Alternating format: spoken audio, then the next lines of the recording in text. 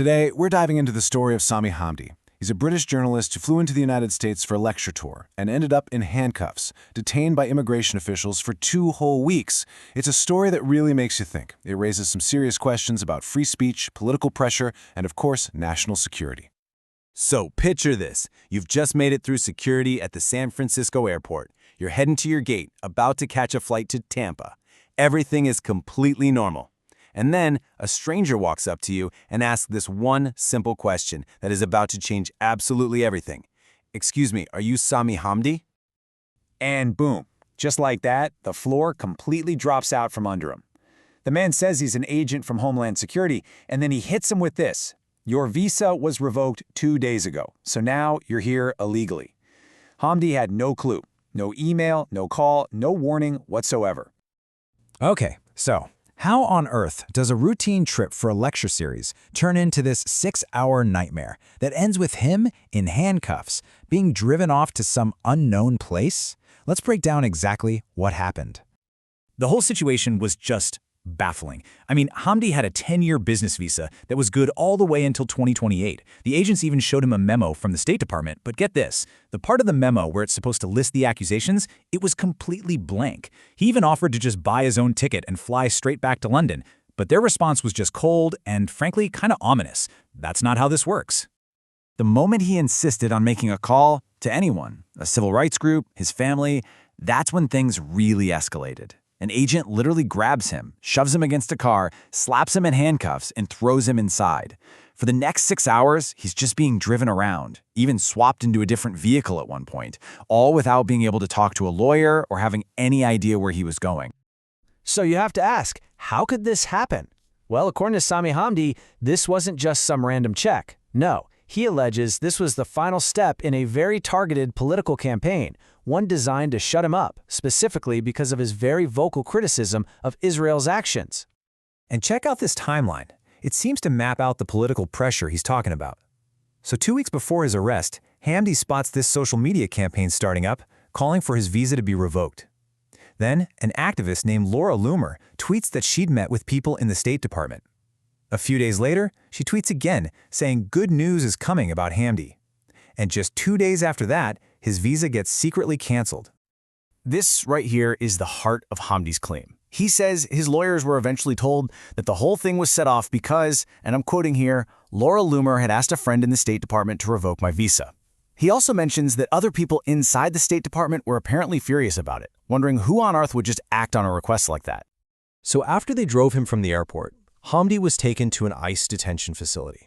And this is where he would spend the next 2 weeks in what he later described as a truly dehumanizing experience. You know, the first thing that really hit him was just the sheer number of people. He says he was packed in with over 90 other detainees, all in one small hall. Just a crowded, tense environment where the ICE officers were, as he put it, quite aggressive. And the conditions, well, they started to affect his health almost immediately. Within just 1 day, he got sick from the food. By the second day, he was in absolute agony. He had this severe pain on his left side, so bad he was worried he had a burst kidney or maybe a spleen. He begged for a doctor, but he says the staff just kind of shrugged and told him they'd come when they come. 2 hours went by, nothing. The desperation he must have felt, it's all captured in this one chilling piece of advice a guard apparently gave him. The guard said, "If you want them to come, drop on the floor now, otherwise they're probably not coming." It was only after his wife managed to alert the media and this whole uproar started that doctors finally showed up.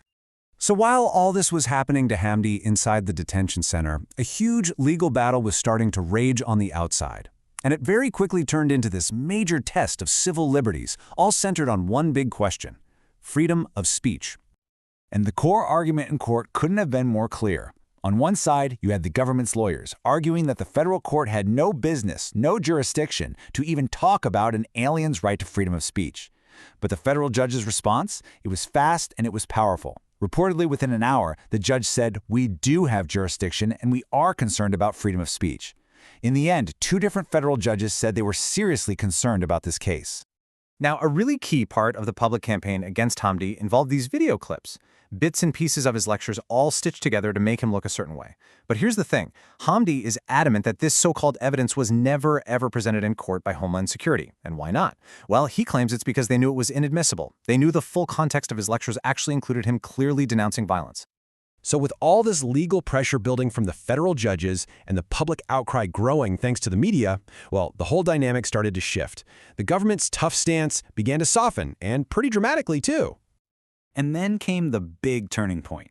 In a move that Hamdi's team said is incredibly rare in immigration cases, the government itself reached out to his lawyers, and their message was pretty simple. They wanted to find a way to clear this up, to make it easy. They even offered to pull some strings to let him go home.